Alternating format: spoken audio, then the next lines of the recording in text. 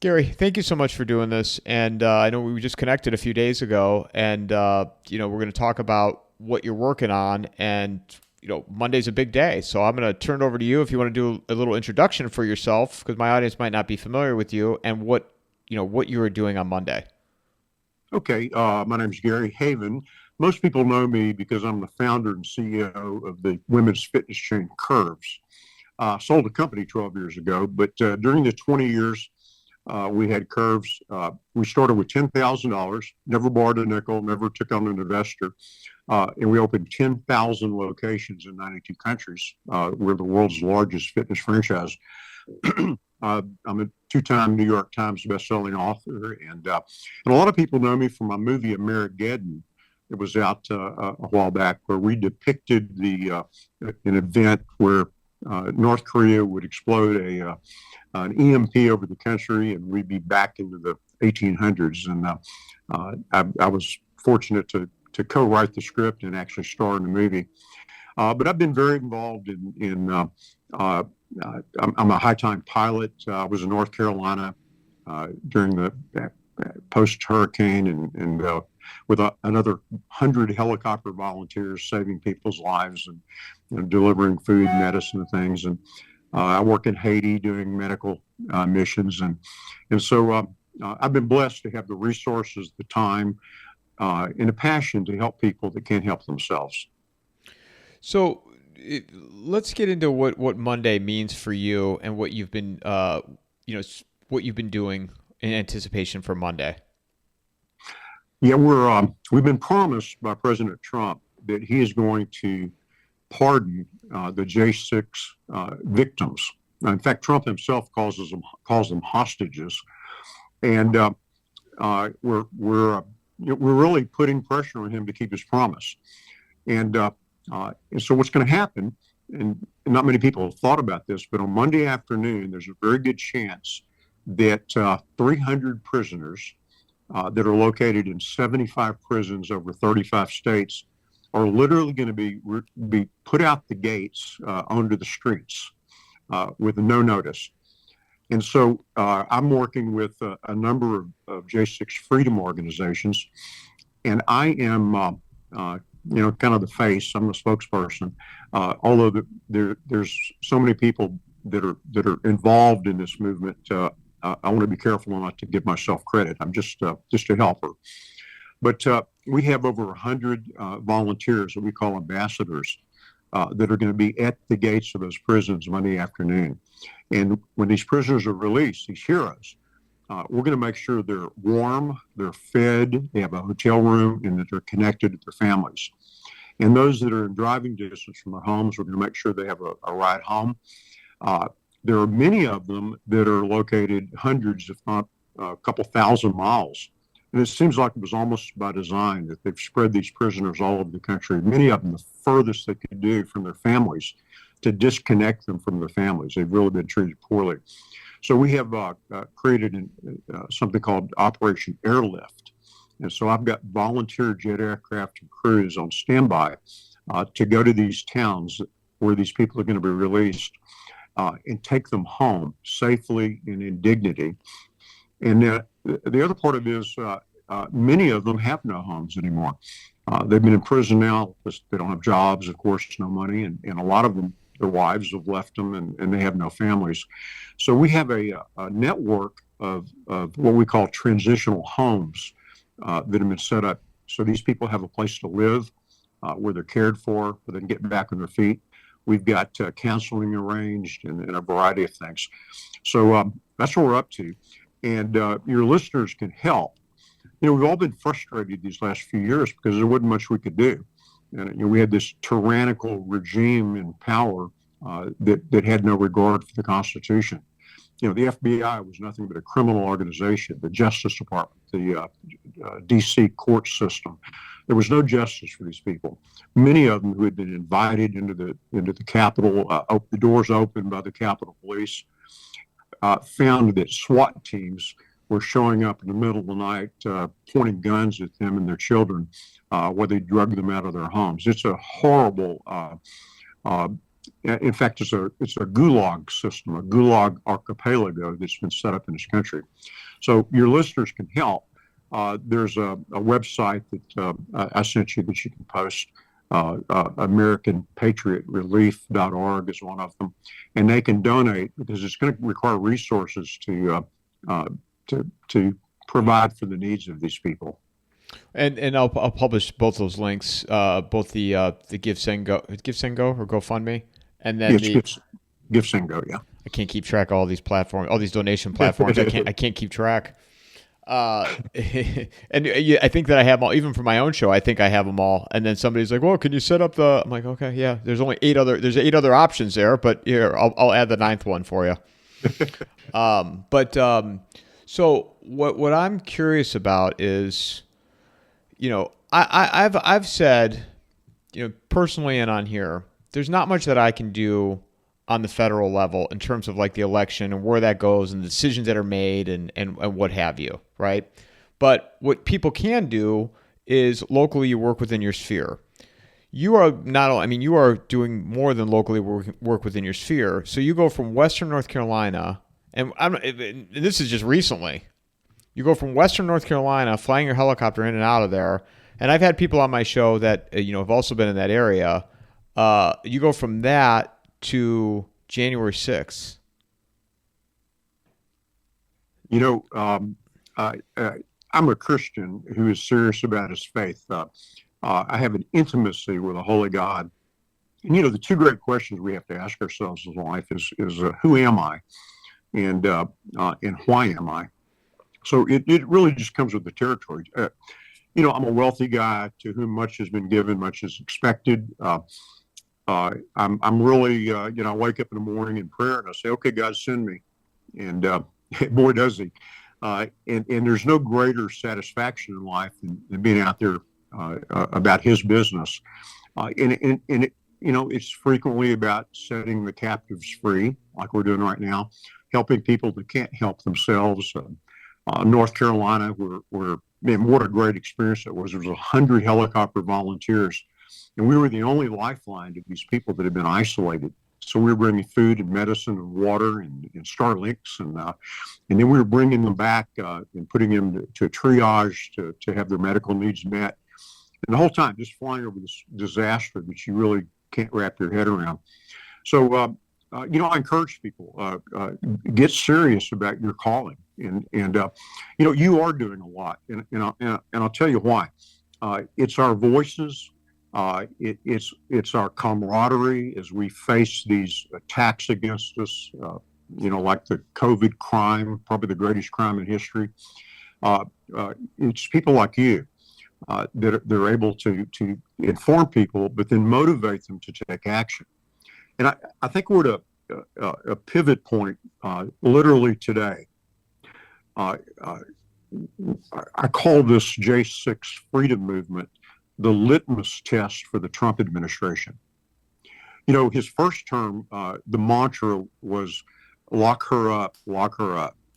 The mantra today, and I expect this to be the mantra in the crowd at the inauguration, set them free, set them free. And this is a litmus test. If he fails to keep his promise to set these people free, I think all of us that have supported him have him on a very short leash. We're not going to tolerate the promises that were not kept the last time. He's been given another chance, and we have to hold him accountable. And that's a lot of what you and I are doing right now. We're holding him accountable to take our country back, to restore rule of law, to restore the respect for the Constitution and our institutions. And as you know, the FBI, the Justice Department, these have been criminal institutions that have done everything they can to violate the law, to punish Trump, to punish Trump supporters, and they have been removed from power. And Trump has to follow through. I like a lot of the people he's chosen, particularly Robert F. Kennedy Jr. My education is in health and nutrition. I understand what happened with this safe and effective bioweapon that they perpetrated on the people, and even the COVID crime. It was all by design. It was years in the making. Fauci should be tried for crimes against humanity, as an example. So what you're doing is a great thing. The mainstream media, which is bought and paid for, nothing but propaganda, is fading because people have become awake, and they're not listening to them anymore. But they're listening to people like you and our friend Mike Adams and Steve Quell and these other guys who have the courage. And I would encourage your listeners, have the courage to stand up and speak truth to power. This is our one opportunity to take our country back from these thieves, these murderers that have persecuted us for 4 years. And I say, no more. What is your gut tell you in terms of what will occur on Monday? And before you answer that, we were talking offline about it. And anybody that's listened to my show knows how I feel about this new administration. I'm just skeptical of everything, and it doesn't stop me from what I'm doing. I'm not even going to use that word black-pilled anymore, because I'm not. I get up every day. I got my running this morning. I went to the gym. We're talking. I haven't lost my motivation for life or anything. Yeah. But I'm trying to be objective in how I'm looking at all. Not even trying. I want to be objective on how I'm looking at all this, and it just doesn't feel right to me. And I go back to you go back to his first term. The lock her up never happened. 2020. Whether or not you can put blame, it was a disaster. It was an absolute disaster. And I mean, in terms of the handling and then the rollout of the bioweapon, and I mean, I haven't forgotten that. So, and I've had people on here that have been seriously impacted by it. I've had people's livelihoods been utterly destroyed because of speaking out for that. I mean, my friend Mary Bowden, you probably know her. I love her. In fact, I've been advocating. I'm friends with Greg Abbott, although I don't know that we're friends anymore because I've put so much pressure on him to speak to the medical board here in Texas and stop this. And we're so far along now. The science has proven her to be a correct and a hero, and they're still persecuting her. Terrible at this stage of the game to be persecuting. She treated 6,000 people, no deaths, and they're still trying to take her license when we all know that this thing isn't safe or effective anymore. So that's a great example. I love her. Yeah, I watched that interview with her and Jack Cruz and Callie Means on Danny Jones's show. I don't know if you saw that. I didn't, but I'm a big fan of Cruz. I had him on too. He's amazing. But and I'll send that to you after. I would really encourage you to watch it because the whole Casey Callie Means, that's another interesting thing right now in the Mahab movement, because it looks like they're all blamed. They're going to blame everything on the food. Everything's food. If you have myocarditis, it's going to be because you ate seed oil and Fruit Loops. Yeah, I'm being sarcastic here, but no, but you're being accurate actually. Well, I it's where I feel like this is going, and so that is that's just one example of where my skepticism is of all this. That I don't know. I mean, I hope I'm wrong, but so coming back to Monday for January 6th, I mean, what does your gut tell you? What's going to occur objectively? Yeah, and let me kind of go back to your original thoughts on this. First of all, I'm a realist, and I am optimistic but skeptical. It feels too good to be true. I'm glad that they've moved this event indoors because I think Trump's life is at risk, even at this stage of the game. So I want to be hopeful, but I'm going to be realistic about it, and I think your listeners would agree with that. But the thing that's different now is that we can't cut any slack to Trump and his administration. We have to hold them to the fire and not let him waffle on set them free is the perfect example. In fact, I think that is the litmus test of the day. In fact, the most important issue on Monday, if he doesn't give a blanket pardon to everyone And I'm actually friends with Joe Biggs and the Proud Boys. He and I worked together in Haiti, and the other fellow, Stuart Rhodes. These people have been in my home. And Stuart Rhodes wasn't even in D.C., and yet he's serving 20-something years right now. So Trump needs to keep his promise. He needs to set them free. Now, let me answer it two ways. My gut tells me that there's a 90% probability that he's going to pardon most of them, which isn't good enough, by the way. But I've been getting a lot of inside information, and I'm friends with a lot of people that are friends with Trump. And I've pressed them to ask him directly, and he's not come out and said exactly what he's going to do, even to my friends like Mike Lindell, my pillow guy. I talked to him yesterday. So we don't know for sure, but the inside information is that he is going to pardon everybody, and he's going to do it right away on Monday afternoon. It's going to be one of his first acts. But again, I'm cautiously optimistic. Well, and I mean, yeah, those people have been sitting in there for 4 years. Oh, yeah, more than 4 years now. Well, almost 4 years, many of them. They're still arresting people. They arrested the fellow on the lam in Canada, I think it was Wednesday of this week. There was a fellow in Florida on the day after Trump won. The FBI raided his home. What he had done was he had paid for 2 buses, people from Florida, to go to the rally on J6. And the FBI had been pressuring him to hand over the manifest of those passengers, and he refused to do it. Well, the day after Trump was arrested, the FBI with a SWAT team raided his home in the middle of the night and took his computer and got the 96 names and began to arrest them. This is just weeks ago. So these evil bastards, I was with a J6 guy on Alex Jones on Thursday, and he shared his story with him. He's scheduled to be incarcerated in March. I mean, they're just not quitting. And you can see that from Biden's speech the other day. They're trying to do as much damage at the last minute they possibly can. And provoking a war with Russia, which is what they've been doing in the Ukraine, a more powerful nuclear country than even we are. I mean, they've been trying to start World War III before they're out of the office. So they're just the most evil people we've ever had in power in this country. And so we have to stand up now. We have to not give Trump any slack. Keep your promises. Take our country back. We want rule of law. We want respect for the Constitution. We want these institutions like the FBI and the Justice Department.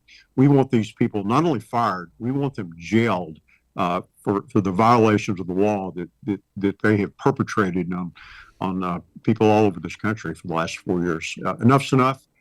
We want change. We want it immediately. And Trump needs to boldly. We just watched Biden pardon 2,500 people a couple days ago.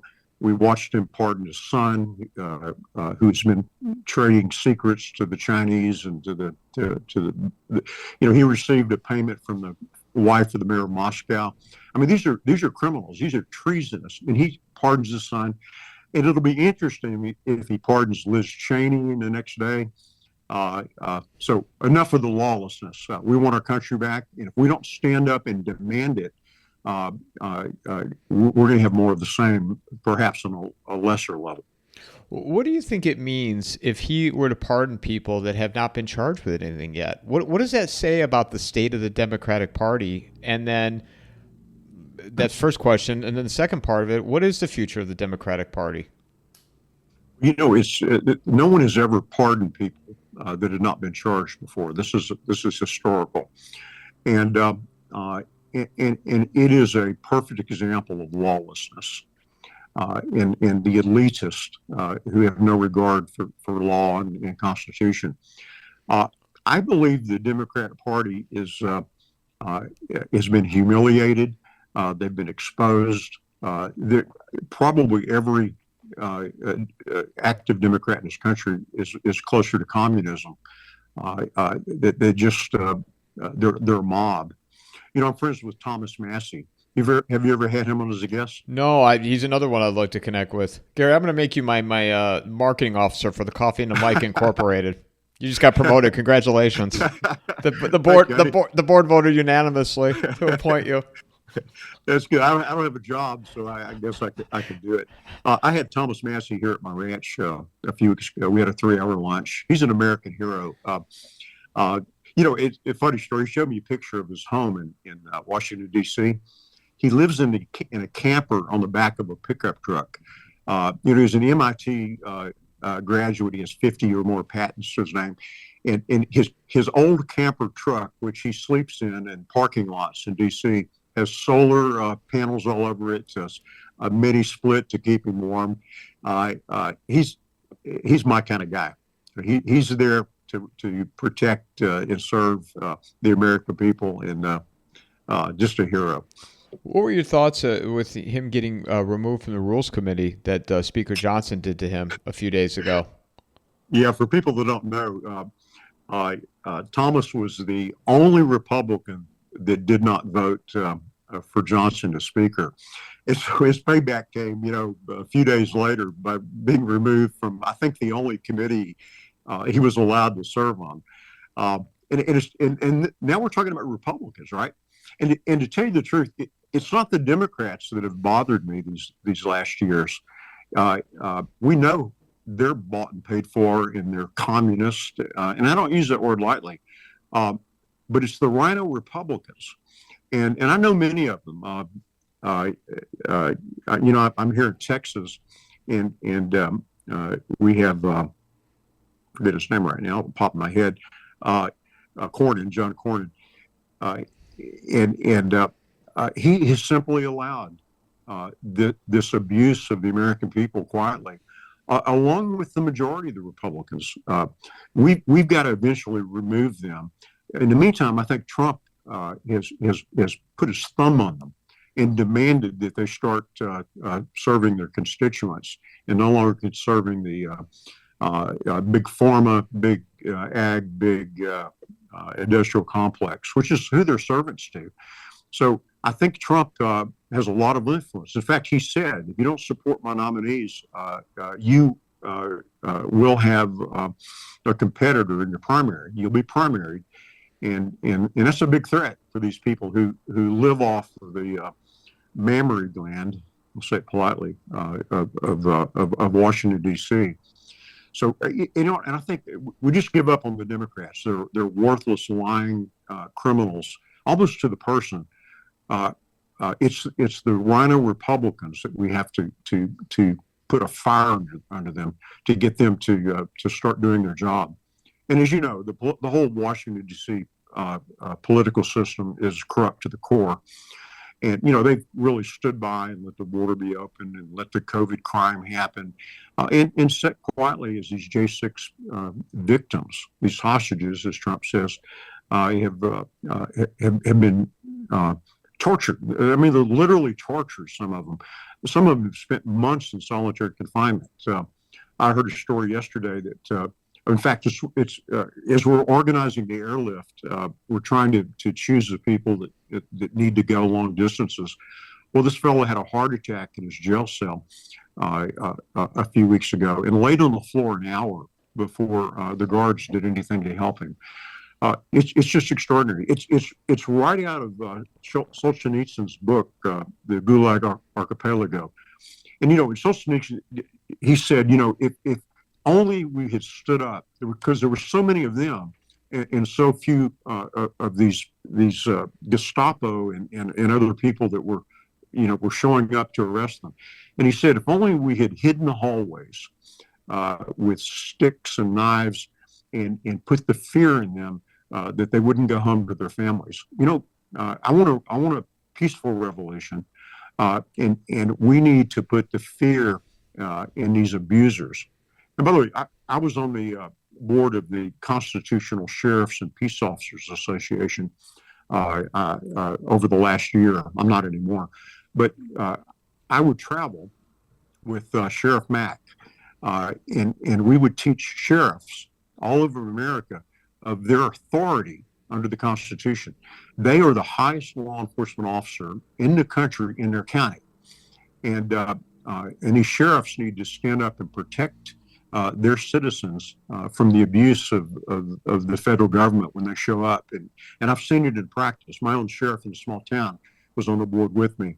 And when the Fed showed up recently to harass somebody, he stopped it. And in fact, sent a deputy to the home to question this guy to make sure. And the feds were going to climb over the fence. And the deputy said, "No, you're not. You're going to violate the law." I'm not kidding. So we need to understand our rights. We need to speak out about it, and we need to take action on it. Do you so what do you think the future of the Democratic Party is? Do you think they bounce back? Do you think it's forever gone? No, unfortunately, 40% of Americans voted for Biden in the Biden crime family. So we have a lot of people in this country that are either ignorant, apathetic, or just plain damn evil. And that's a big chunk of people in this country that are stupidly supporting an autocratic administration. Now, the good news is, 50% of the people or more stood for rule of law and for a restoration of our constitutional republic. And I think one of the biggest factors is the mainstream media, which is nothing but propaganda organizations controlled by the elite. Nobody's paying attention anymore. Nobody's taking them serious at all.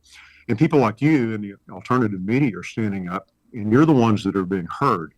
So if we continue to wake people up to the lies that continually come out of mainstream media, which has been their big strength. They had the networks and all these outlets for information, and nobody's paying attention anymore. They're ridiculing them. And ridicule, by the way, is a good word. We need to ridicule these people that try to lie to us, that try to offend us. In the book Rules for Radicals, ridicule was one of the tools that he taught, the left to use to shut us down. Well, we can laugh at them and ridicule them now. The whole nonsense about transgenderism. You can choose your gender. We are laughing at that now. We're saying no more. That's ridiculous. There shouldn't be men in dresses playing against women in sports, for example. And you've seen this literally in the last weeks almost. The tide has turned. We are now laughing at their stupidity, and we're laughing at we're ridiculing them. And we all need to do that. We need to be intolerant of stupidity that's perpetrated on us through laughter and ridicule and calling them out. And they're literally hiding in holes right now, which is a wonderful thing. So we've got to keep it up. And we've got to hold Trump to a leadership accountability where he is urging. Trump never backed away from the 2020 steal when most people were shunned into not being able to talk about it. So Trump needs to provide the leadership and the vocabulary for us to ridicule and laugh at these people who've tried to convince us that a man in a dress is really a woman and should be able to play sports, as an example. Do you think that the Republicans? I mean, you know some of them. Do you think it's incompetence? Do you think they're compromised, or they're too worried about their own bank accounts and self-serving interests than to do the right thing for the people that they represent? Yeah, it's all of those things, of course. The way the system works, the money comes from big donors and groups of donors. And in politics, getting elected is all about money. And I'll give you a good example. My friend Thomas Massey, we were talking about it here at lunch the other day. he's hated by big money and, quite frankly, a lot of Jewish interests. He explained on Tucker the other day. When he said, not to interrupt you, when he said that, it was so casual, him saying that, and it was like two guys in a pub, and I had just never heard that. I mean, that got so much attention. And we needed to be talking about it because the APAC, as Thomas explained on Tucker, assigns an APAC advisor to each congressman and to each senator. And APAC provides a great deal of money to get these people reelected as long as they behave, as long as they do what they're told. And Thomas, of course, said that was ridiculous and refused it. So what did APAC do? In his primary, they put up, there were two other people that were competing against him, and one of them quite well known. And APAC gave this competitor during the primary a $600,000 donation. And Thomas didn't have near those resources, but he against two other competitors, he won at 73%. And this is a great example that of people that have the courage and the support of their constituents to stand against the moneyed interests that are literally buying almost all of our politicians. I'm good friends with Rand Paul. He's another person who has stood by his constituents and stuck to his values. He exposed Fauci, and I'm happy to say I was a big influence in that. I was on vacation with Rand, my family and his 3 years ago. So I had 3 days to teach Rand Paul about the criminal that Fauci is. And then he went, and it's funny, he just listened. He didn't agree with me and was quiet. And then he went back to Washington the next week and went to war against Fauci. By the way, you never know how God uses you, and those things work it out. So we have a few people that have the courage of their convictions, but the moneyed interest is going to threaten them with being primary. So they've got that going against them. And then I believe there's a more nefarious motivation. I believe that many of them have been captured and threatened with exposure. The Epstein thing was a honey trap. And it's how they operate. They entrap them and film them, and it's a real deal.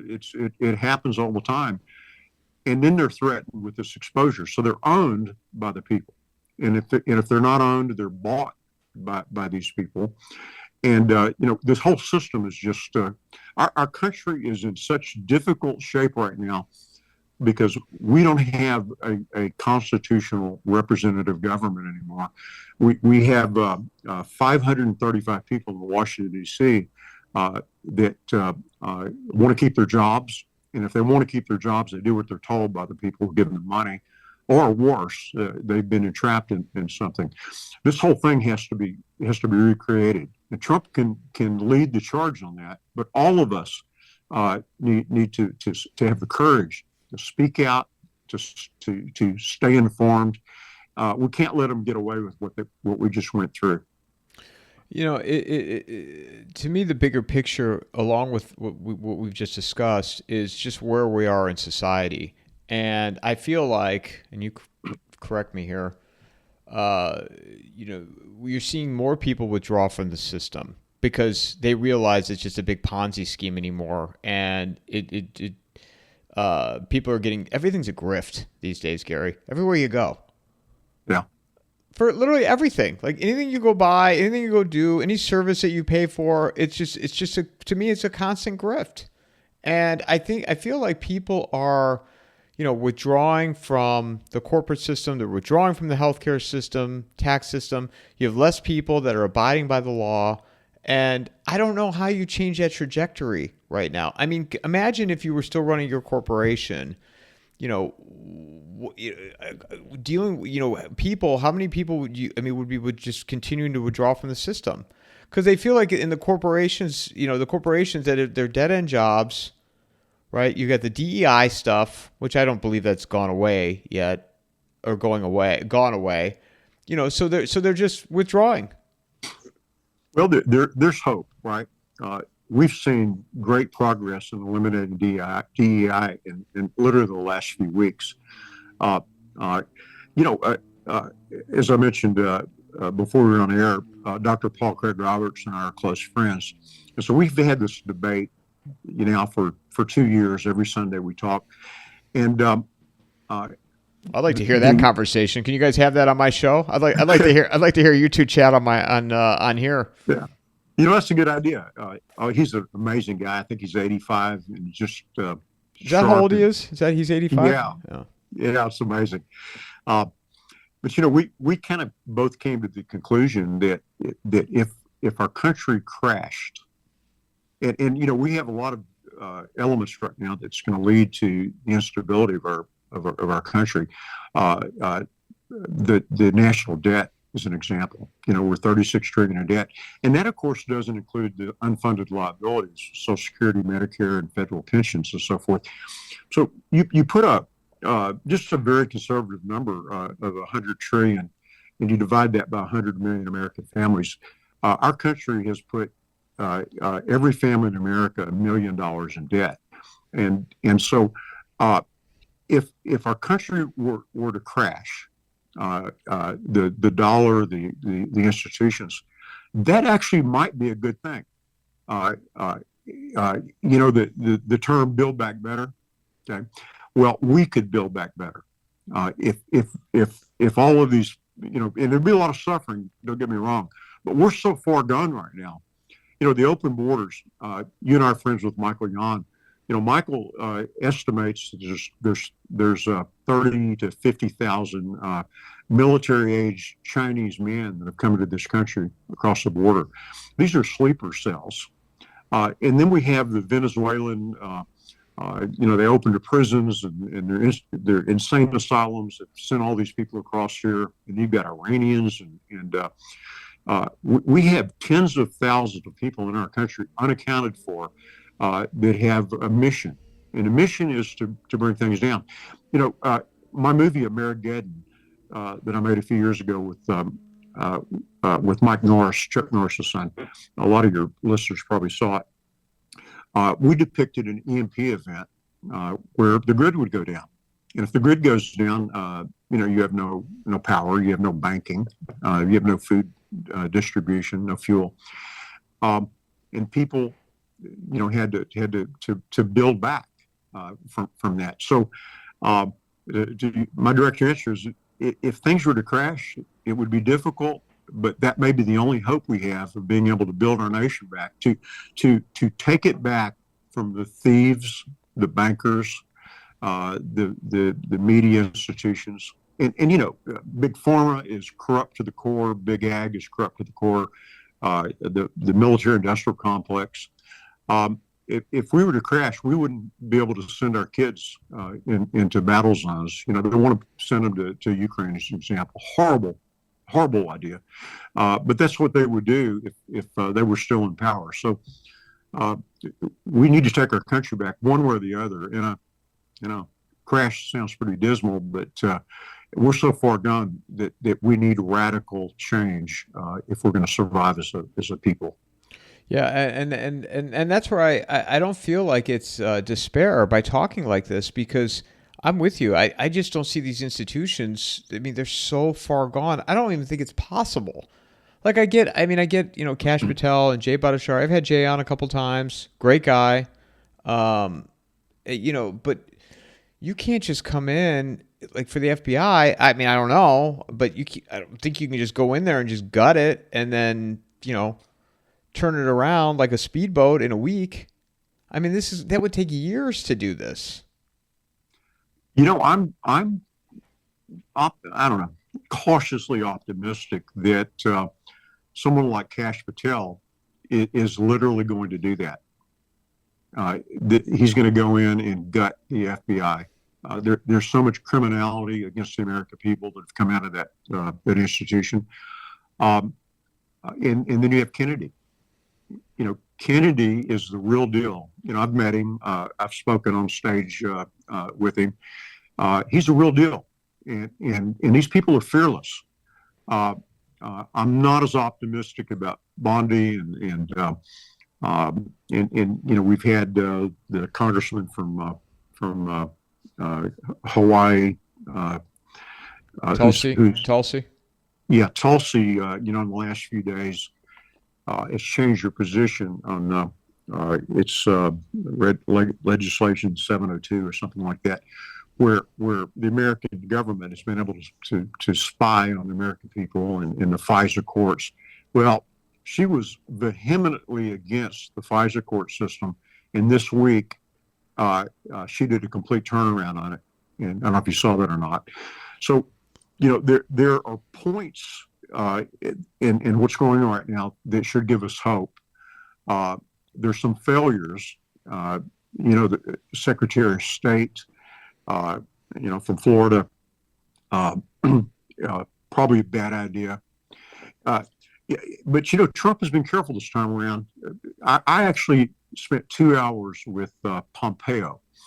I flew him in my jet from Texas to D.C. after an event, and I got up from my pilot seat and turned it over to the co-pilot and sat down with him. I had a captive audience. He was on my plane. He couldn't move, and he and I had a really in-depth discussion. It's kind of a funny story because he was probing, and I was probing, and he knew it, and I knew it, and he slipped, and this is a brilliant guy. He was number one in his graduating class from West Point, but he knew I figured out that he's deep state, and it was really, really funny. I never got a thank you note for the flight. I never heard from him again because he knew that I knew. It was really a fashion. So you got it as a captive audience, a guy that was a former CIA director, not to mention Secretary of State, and he exposed himself in that conversation. Fascinating moment, by the way. Well, what do you think then of big tech now putting all of their weight behind this MAGA movement? And we were talking about Whitney Webb prior to recording. What are your thoughts on what she's talking about and big tech? Well, big tech primary motive is money, which is a good thing. They need to make money if they're going to develop technology. You're seeing them kind of disavow their relationship with the deep state. Zuckerberg this week was fascinating. He was on Joe Rogan, and really, he said that he was being screamed at by the Biden administration for trying to publish truth. Now, I don't trust Zuckerberg as far as I could throw him, but man, he said some stuff this week. And you've got all these other people that are stepping up, supporting the inauguration. I think they're running scared. I think they're trying to cover their ass because Trump's got a real threat to them. And again, they're motivated by money. And if they aren't compromised by the deep state telling them what to censor and what to allow to be told out there, so there's a change of environment at the least. And I don't think that even though most of these social networks were funded by DARPA and the federal government because it gave the government access to our information, that influence was there. But Trump could shut down the federal agencies that are accessing our private information to use against us. So if Trump does his job, I think tech needs to go back to making good products and making money and stay the hell out of the business of espionage and spying on us. So this isn't a conjecture. This is really a practical thing. I'm a businessman. I was a CEO. At the end of the day, you got to tend to business. And I think that they're going to go back to what they naturally do, which is make money and make good products and compete with each other. And they're going to not be pressured to be agents of our our secret service institutions. So again, I'm hopeful there because it's practical. It makes sense that they need to get out of spying on us and cooperating with these agencies and go back to what they were really supposed to do, which is to make money, make good products. Yeah, what are your thoughts on what Whitney Webb's been talking about in terms of Palantir and Elon and Peter Thiel and the whole PayPal mafia? And, I mean, she's been, you're not on X, but she's been, I mean, very, very vocal about things over the last couple of days. She's so brilliant. It's amazing to listen to her, as young as she is, and to be a recipient of her mental database. Extraordinary. She is all over it. She understands that there are men behind the curtain that have an agenda, and I understand the globalist movement very, very well. I've studied it for years. These people want to control the world. And by the way, one of the things that both Kissinger and Soros said was the only thing standing in the way of a new world order is a strong America. And so these globalists who have such control over things, they control the banking system, they control the media, and so forth. This stuff they do is not organic. It's not a philosophy that simply is moved. It is an agenda to acquire a global government control. And Americans, with their 600 million guns, are in the way of them. And we just got a huge boost back because many, many millions of Americans have just woken up and been given hope again. And are speaking out and are saying no more. My concern is that the globalists have within their resources the ability to inject us with bioweapons, to create financial debacles, and even to get us into World War III with Russia and nuclear power. They're not going to give up, and we're vulnerable to these forces that are out there. But the more of us that talk about it and wake people up about who really runs the world, by the way, and who really runs our country, and that diminishing America, and by the way, the open borders was not really about Democratic votes. She would say, it's a limited hangout. Cloward and Pivens were professors in the 70s at Princeton University, and they wrote books about this. The way to overthrow the American government is to overwhelm the systems.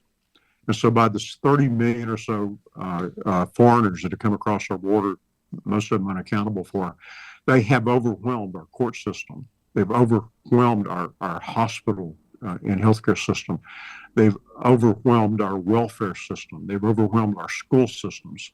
That was by design and part of the globalist plan to accomplish the diminishing of the United States, which we've witnessed in extraordinary levels in the last 4 years, even to the point of killing Americans through a bioweapon they call the vax. Yeah, I was looking at one of Whitney Webb's posts yesterday, and I thought I'd read it to you really quick because she made a comment. So you got to get on X, Gary. That's where all the action is. It'll suck up your whole day, but it from an entertainment standpoint, it provides some good information. But Rick Grinnell says we are so back. Crypto is MAGA. So Whitney comes back. Her response: Tether was intimately involved in the FTX scandal. Has the FBI Secret Service on its platform to surveil its users. Openly states its main goal is to help spread dollar hegemony globally, which it does through a de facto digital dollarization, and seizes people's USDTs whenever the Treasury's OFAC puts them on their naughty list. It is not freedom money. It's the newest phase of the US dollar debt slavery system and easily acts as a de facto CBDC in terms of its threats to financial liberty. It's a private sector digital currency, but the US NatSec states mass surveillance efforts have always been public-private partnerships. Why would the CBDC effort be any different? Absolutely. That's so important that the American people understand that. The CBDC is a trap. It's a trap to control us. When it's adopted and unfortunately, Trump's on the wrong side of this issue, right? If he allows this to be adopted, it's going to grow into a system where we won't be able to buy groceries unless the government approves, our social credit score, right? I love what Whitney's telling people about and exposing it. David Webb. He's coming on this week, by the way. Oh. Yeah. Well, David, it's fun. I got introduced to David. It's really funny, and I was familiar with his work, but he's originally from Cleveland, and so am I. Uh-huh. So we talked on the phone before we ever recorded, and we talked for 2 hours about Cleveland. I love Cleveland. Anybody knows me and listens to the show, I'm like the biggest Cleveland person. Like, Cleveland is the epicenter of my universe. Yeah. The world's best kept secret is Cleveland, Ohio. Do you know Tim Alberino? No, Oh, I'm going to get him as a guest. Guess what? He's from Cleveland. I like him already. You're going to love this guy. I know a lot of your audience knows who he is. He and I are very close friends. We made a TV series together down in Peru where we were looking for lost cities, and we found one, by the way. In fact, let me give you a bit of it. It's really cool. So I acquired a technology. It was a ground penetration radar that was miniaturized to fit on a drone. And so we took that down to Peru as part of our TV series. And we have two antennas, one that can see 3 feet and one that can see 300 feet. And so we were flying all over Peru at these ancient sites, including downtown Cusco. And we could see in 3D what was under the ground up to 300 feet. No one has ever had that technology before. We found in downtown Cusco, underneath a soccer field, an ancient Mayan ruin under the city. We took it. It was fascinating. Anyway, Tim has written 2 great books.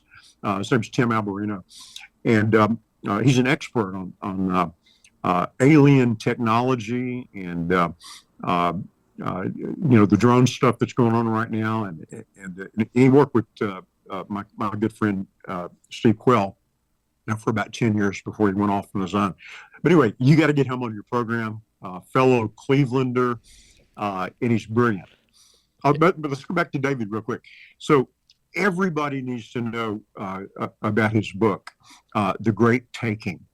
It's only about 100 pages, and it explains that everything has been put in place now so that the bankers will own your stock.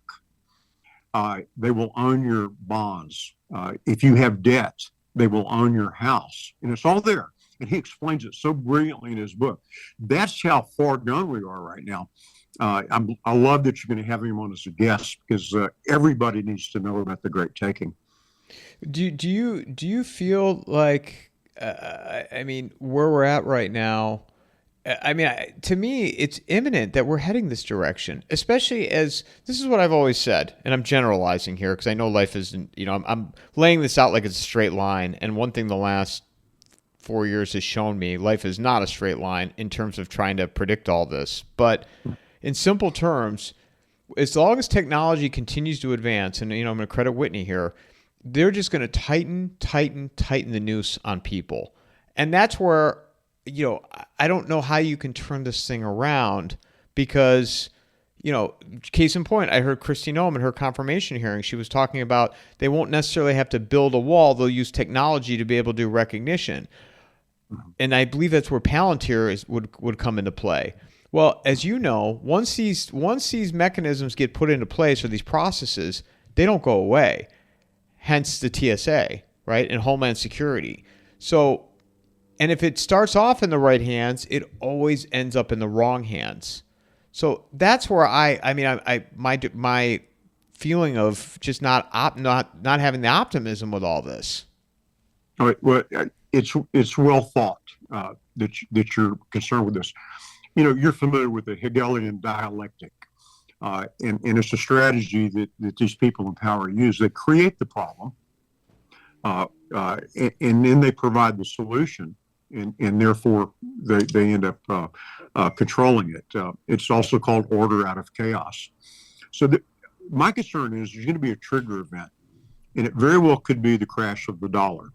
And they're actually making the dollar crash, through punishing Russia and all these other countries financially. And those countries, of course, have formed the BRICS Union, where they're going to have an alternative currency to the dollar. So we're watching the dollar diminish in value. And again, it's all part of diminishing the United States so that we won't be in the way of a global movement. So a trigger event could be the crash of the dollar. And then, unfortunately, the Trump administration may come in and say, okay, we're going to issue CBDC currencies to everybody. You can eat. We're going to give you a universal income to survive, but you're going to have to use CBDCs, which is going to be something along the line of the mark, right? Mark of the beast. So what you and I have to do is to wake people up. CBDC is going to be a control mechanism, and it's going to be pitched to us as not just a convenience, but probably a survival tool to get us through whatever crash that we go through with the dollar. And we just have to say no. We have to not take the mark and participate in that. And we're going to have to be able to get by in the meantime. One of the things I was doing with the Constitutional Sheriff's Association was creating communities where they're going to be self-supportive.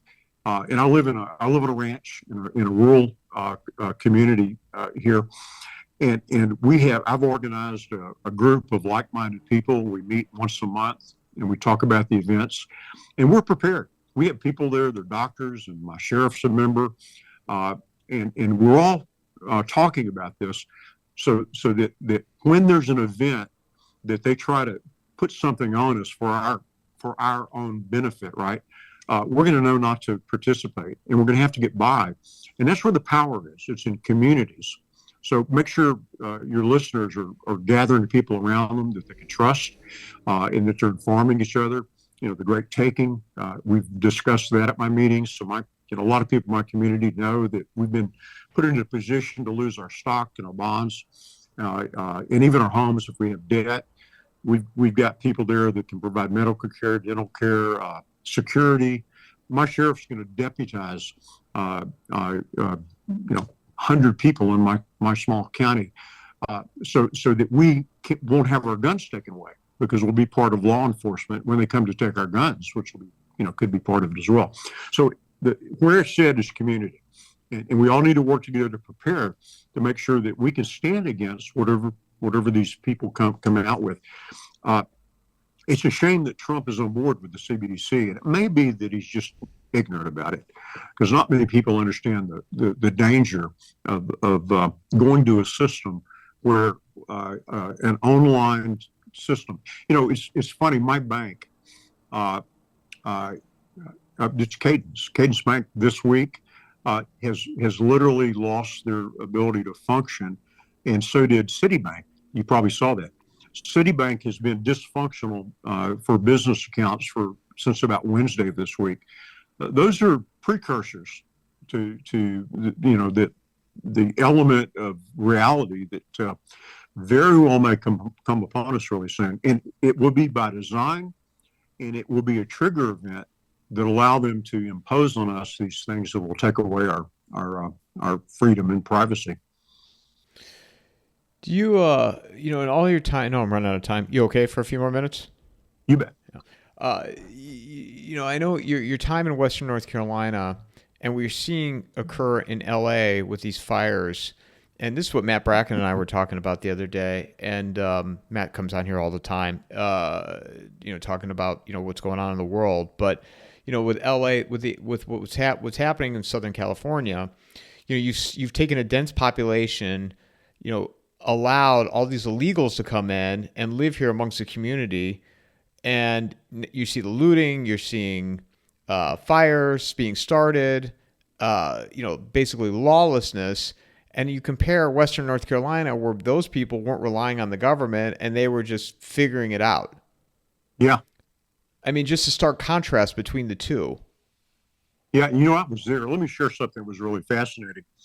So when the hurricane happened, people just volunteered. When I got there in my helicopter, there was a hangar at the airport that was jam-packed with food, medicine, water, and generators. Elon sent hundreds of his Starlinks there so we could get lines of communication from these people that are isolated. These 100 helicopter volunteers were the only link out there, and it was such a thing of beauty. We had an ops center set up, all private.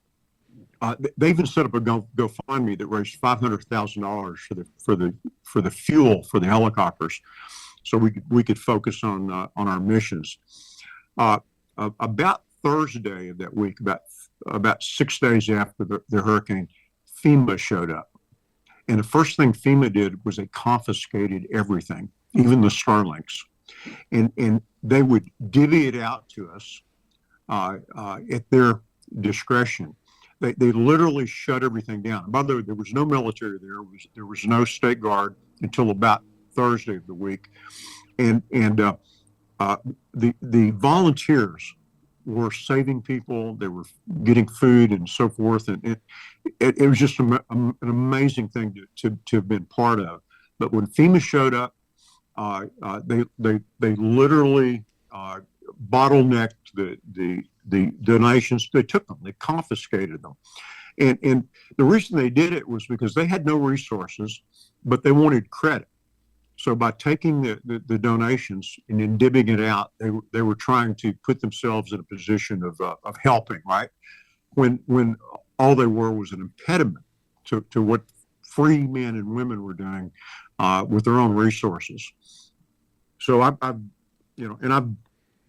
been in that situation in rescue a number of times when I've watched the government show up and that bureaucratic job preservation mentality, then steps in and really shuts the good that had been done. The fires in California, we're learning now about the reservoirs being empty, the firemen that were laid off because of the budget cuts, the equipment that's in storage because they have no money to repair it. We've got to start doing things for ourselves. And this thing I was talking about, a crash, actually kind of lends itself. There'll be a lot of suffering, but people are going to have to step up, and they're going to have to quit depending on the government or allowing themselves to be ignorant or apathetic about what's been going on. So California is a great example of and it's worse than incompetency. You have this fire chief out there, wholly unqualified. She was hired because of her gender orientation, right? Well, we can't function like that anymore. And the good news is we're all talking about it now. It's all being exposed. And if we can avoid the Hegelian dialectic of them creating the problem, providing the solutions, and therefore acquiring power and control over us, by not being vulnerable to the system, we're going to do a lot. But unfortunately, people learn only after they suffer sufficiently. So I think it is hope. As hopeful as I am that Trump's going to actually be able to do something. I think the people behind the curtain are going to do their best to continue to their march for global governance and absolute control of us, because we are in the way. And I plan to stay in the way, by the way. Where can people find you, Gary? Let me give the original reason I was on. We expect on Monday afternoon that Trump is going to pardon up to 300 prisoners, all of them, we expect. And they're located in 75 prisons in 35 different states. And when he pardons them, there's a good chance that the prisons are going to literally put them out on the street. And by the way, the reason the prisons do that is that once they're pardoned, the prisons are liable for their safety. And the prison population that finds out these people are going to be put out the door, it's a very unsafe environment. So we anticipate the Bureau of Prisons to put them out on the street. We have over 100 volunteers that are going to be every one of these prisons to greet these heroes, to make sure they're warm, they're fed, they've got a hotel room. We're going to connect them with their families, and then we're going to do our best to get them home. Those that are reasonably close, we're going to drive them, but there's going to be many of them that are 1,000 or 2 miles from home. So we've created what we call Operation Airlift, where we're going to send private jets to these cities and begin to move these people back to their homes. And so people can help. Your listeners can help by going to the link that you'll show them. And they can find out more by going to AmericanPatriotRelief.org to find out what we're doing. But please donate and support this. And most of all, get the word out, because we have to keep pressure on the Trump administration to keep his promise. So they can go to AmericanPatriotRelief.com. And then there's a give .org, Gary. AmericanPatriotRelief.org. But I knew I would do that this week. That's the first time I've done it. I'm amazed. And then of course the Give Send Go Freedom's Ambassador link and donate to support. So get the word out. Financially support this. This is finally some way you can help these people. And let's set them free, set them free, set them free. And for those listening as well, it's Freedom's plural ambassador on the gifts on the I'm blanking out again. The Give Send Go. I go fund me at the top in my mind, but it's Give Send Go. Gary, one last question. All the things that you've done professionally in your career, you sold the corporation, the company, and you could have easily just, taken it easy, fly, have good lunches, but you don't. Why? I wrote a poem about 6 weeks ago, and it's titled "Living on Borrowed Time." I consider every day a gift, and I really need to be out there making a difference in all the ways that I can. And part of it's selfish. I'm in my helicopter flying over the mountains in North Carolina, bringing back a person with stage 4 cancer because she's got to get treatment. Let me tell you what, the joy you get from that, the thrill, it is much greater than me sitting on a beach somewhere having a margarita. It's kind of selfish that I get so much from helping people that can't help themselves. And I've been blessed with tremendous financial resources. And you can only have so many homes and jets, and I got a couple of them, but I bought them used. That's what I tell my wife. I didn't go buy a new one. But what better thing could I do for my own satisfaction and my own joy than be out there setting people free and feeding and caring for those that can't do that for themselves. Gary, thanks for doing this. I appreciate you taking time to speak with me, and love to have you back on and for more conversations. Michael, this was really fun, wasn't it? Absolutely, and Paul Craig Roberts. I think that'd be a great conversation. I wouldn't have to do anything. I just turn on record and just say a couple things, and they'll just let you two chat for an hour. Yeah, it'll be fun for everybody. And Steve Quell will be contacting you, and some of these other people you'd like to talk to. We're all like-minded, and we're stronger together, right? Absolutely. Thanks, Gary. Thank you, Michael. Mic drop.